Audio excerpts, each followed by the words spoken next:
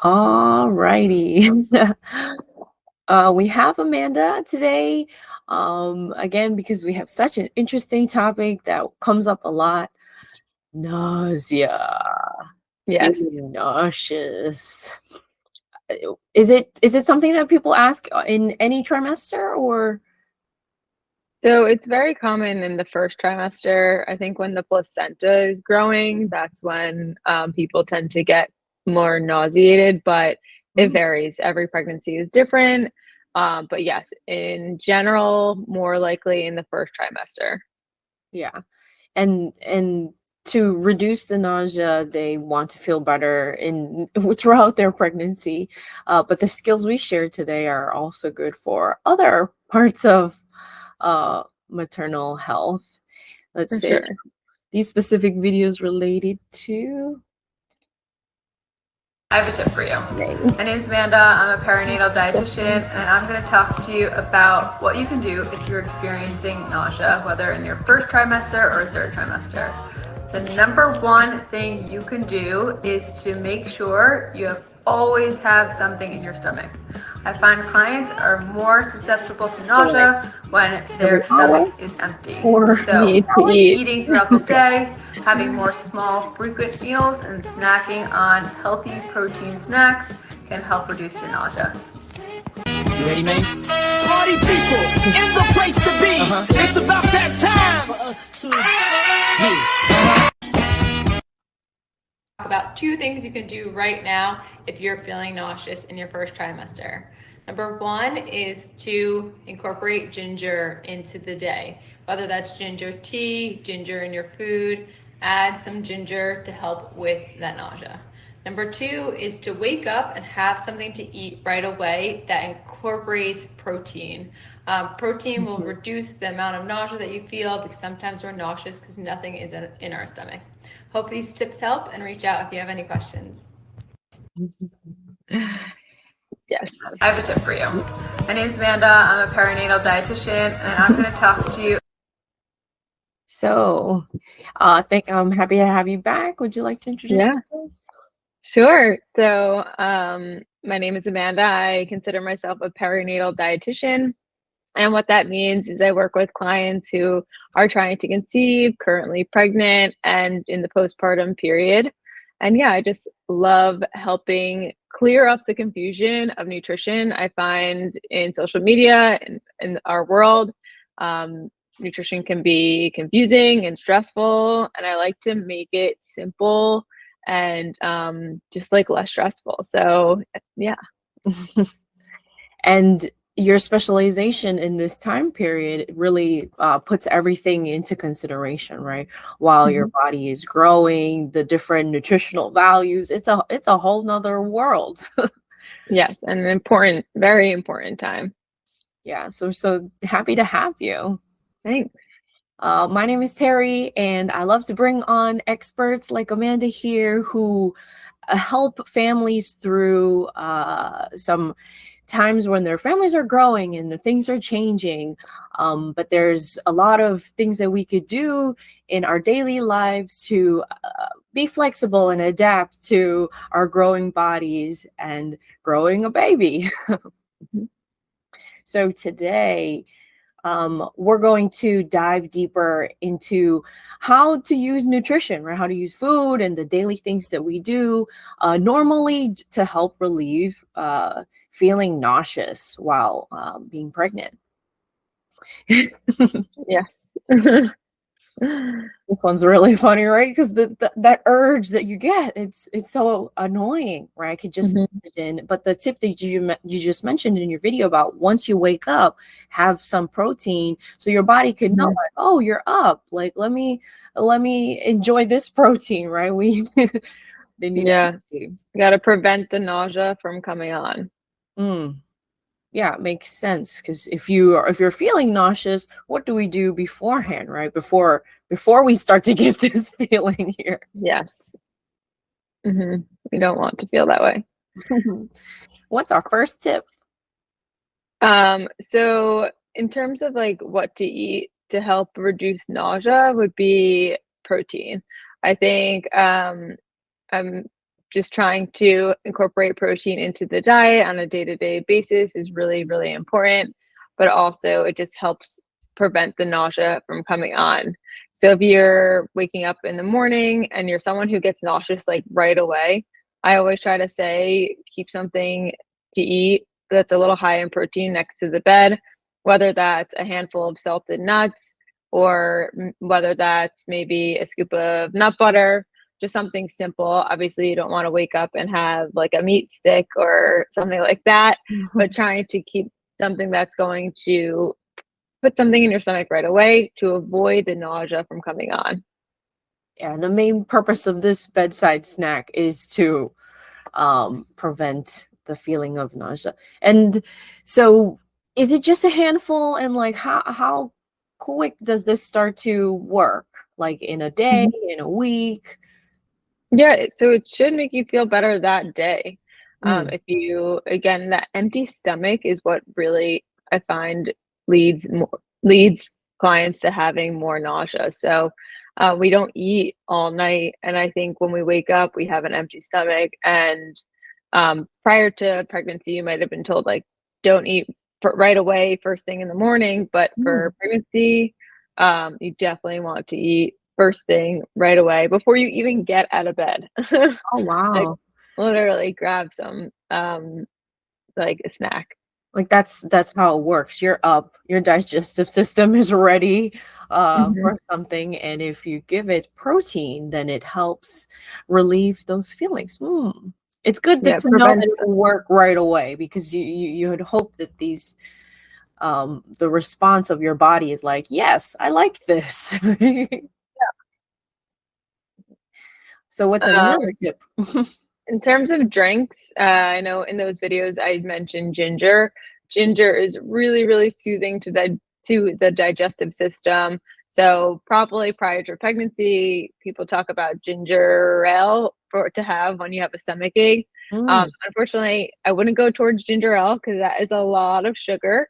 But going towards fresh ginger, just putting it in boiling water, or blending it up in a smoothie, or you can also just add ginger to your food to have throughout the day. But ginger is amazing anti-inflammatory and also amazing to help reduce that nausea that you may be feeling.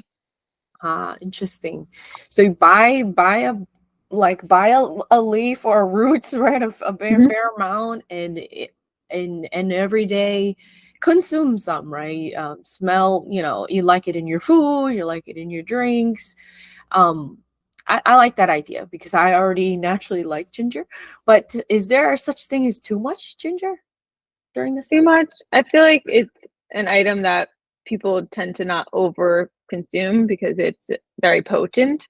But yeah, I think just getting the fresh root if possible. But if you're like, that's not going to happen for me, then just buying tea bags with ginger tea bags is totally fine if that's more convenient for you.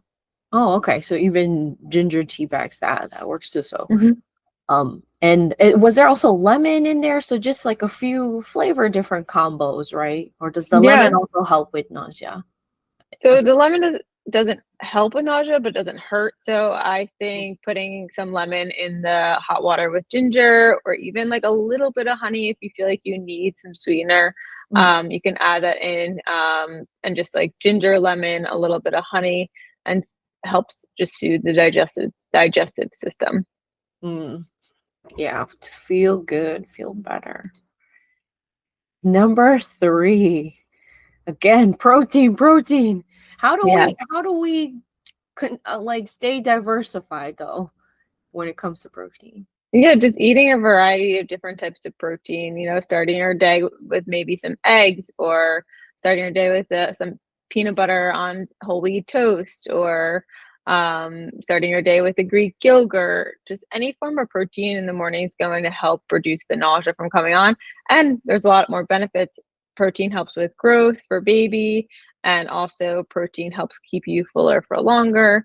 So I think like there's so many benefits of incorporating more protein into the day to day. Is that a good tip to know if this is a good protein source? Like, is this going to keep me fuller longer? Like the peanut butter on the toast rather than just the toast? Yeah, I mean, there's so much in terms of that, like balance, that will help balance your blood sugar. And what I find is when you have a balanced blood sugar, you reduce the chances of the nausea coming on. A lot of times, if we are just eating straight carbohydrates like pastas and white bread and white rice and no protein with it, or protein or fat with it, that can actually increase the amount of nausea within the day-to-day of pregnancy life. So always pair it with a protein or fat when you are having that carbohydrate. Okay. So that bread with the peanut butter, or if you're having a piece of fruit like a banana or apple, which is carbohydrates, just pairing it with like a nut butter, and that will help reduce the nausea. These recipes are need to be like thought about in your meal planning. Like when Definitely. you start looking things up, like, oh, I need to eat so much nut butters, like the fruit mix, or like a granola mix, or just alone with the, like a spoon of like almond butter is sometimes good too. Or I like to cheat and put some honey because it's just too dry for me. But Yeah, a you little have to bit eat. goes a long way. Mm-hmm. And then, how does a prenatal vitamin come into play? Yeah, so I have clients who do a mistake by taking the prenatal vitamin on an empty stomach, and that definitely can lead to nausea. Anyone who takes vitamins in the morning on an empty stomach, whether you're pregnant or not, can lead to nausea. So I always say, try to take your prenatal vitamin after breakfast. If you can't take it after breakfast, you're still like feeling nauseated in the morning, it's okay to take the prenatal vitamin after your dinner at night as well. So don't not take the prenatal vitamin because it's making you nauseous. Just try a different meal, taking it after a different meal, and see if that helps reduce the nausea. Different meal, like different time of day, like morning versus night. Oh, okay. Yeah. Mm-hmm. Is it because like the types of food that we eat for breakfast and dinner, or is it just like bigger meal, smaller meal? It's more because I find clients are more nauseous in the morning compared to the evening. I think it's just like part of our day to day. We haven't eaten in the morning and we're just having one meal. Maybe if you have it after dinner, you've had at least like 3 meals and some snacks. So it's just easier on the digestive system. And if you have to take more than one prenatal vitamin, which is good, just trying to spread it out throughout the day. So maybe you have one after lunch, one after dinner, maybe one after a snack if you have multiple prenatal vitamins to take throughout the day. Okay, because it's reacting with what's in our stomach, right? And to space it out, we're doing the best that we can to try to not cause these clashes that may make us feel nauseous. Yeah, definitely. Timing of the prenatal vitamin. Definitely take the prenatal vitamin. The vitamin itself is not helping with the nausea, but it might cause nausea, right? Like you mentioned, with right. Food. Need it with food for sure. Food. And like these little things that you may not have known if you didn't speak to a nutritionist, those are the things that we'll talk about, right? In a call. Definitely. Yeah. So this is just one topic that I talk about in terms of pregnancy symptoms, but everyone has their own unique symptoms when it comes to pregnancy, whether that's constipation or acid reflux or nausea. And I go over with my clients how to kind of handle those symptoms through nutrition, because a lot of it can be prevented or reduced with nutrition. Yeah. And they should definitely reach out, because you're using like food that you eat in real life to try to heal your body. You're not trying to, put another medicine on or take another additional supplement. You're to relieve it. You're naturally trying to see. And like you mentioned, the personal consultation, you'll really gather the information of like how they eat and those things to help create like a nutritional plan. Yeah, so I'll learn more about you as an individual. I think when I learn more information, the more information the client provides me, the more likely I'm able to help them.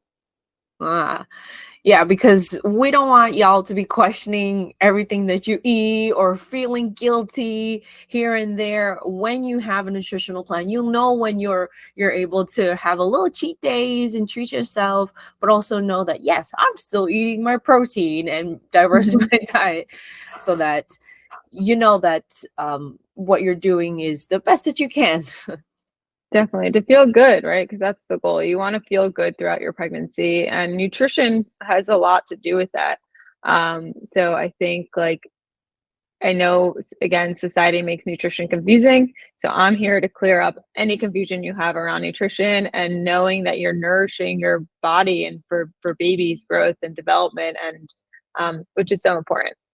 Yeah.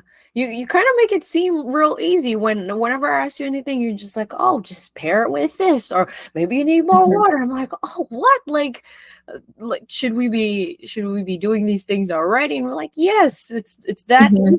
easy. um Yeah, just simplifying it, making it more easy is more makes us a bit more attainable to do on a day-to-day basis, and having a plan and having someone help you come up with that plan, mm, makes it even easier. yeah, because you're if you're following a plan, you're trying to reach a goal. Mhm, This is also some an area that I feel that um when someone becomes pregnant, they're more aware of. You're like, oh, I'm eating not just for me, also for mhm, baby's growth, so I should eat better, you know. mhm. I should. Definitely. And yeah, so worrying about baby's growth too, because like what you're doing, you feel like it matters during this development period, right? And Mhm. adding more protein, eating good, just taking good care of yourself really helps you to feel not as worried, right? Yeah, and just knowing that, like, when you provide yourself nutrients, you're providing baby nutrients for their growth and development, and this is the most important time of the baby's life is the growth. So I just like to help, clear things up, make it simple, help make a plan, so you know that you're eating the right foods for you and baby's growth. Yeah, I like that. And as baby's growing, right? And when baby comes out, there's a lot of different other nutritional things that come up, right? For sure. Yeah. So setting up good habits now is something that you can continue in your postpartum period. And some nutrients are actually increased during the postpartum period. For example, like iodine. But, just trying to focus on making good habits now. So when you are super busy and you have a newborn in your hand, Mhm. you already feel like these habits are ingrained, so you don't have to start anything new or fresh, like in the postpartum period. Yeah, and they'll be similar to what you do for yourself, right? You need peanut butter, baby may need peanut butter Hmm. incorporated into their early meals. For sure. And with everything that we talk about, obviously take what you can and use what you can, and let go of what doesn't work, because we're here to help you try to find more things that will work, that will help you during Hmm. this time period that we need to be so flexible. Yeah, definitely. Amanda's great. She has a Mhm. 12-week nutritional program, and that is like a good amount of time to really get to know each other and to know what's working. So definitely reach out to her. She's available virtually. She also accepts Yes. insurance. So there's this many things going for you. You just have to reach out to her and set a date. Yeah, you can set up a call. We're going to be posting a link below to set up a call. And yeah, I look forward to connecting with you.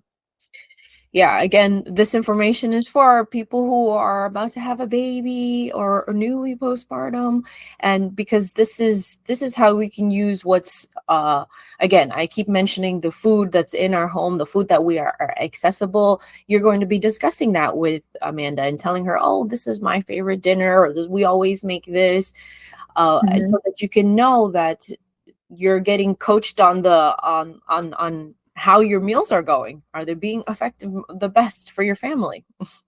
Yes, definitely. And setting up that plan, like we discussed, and what's going to work best for you and your family based on your needs, based on your liking, based on your, so many different things. It's just an individualized plan.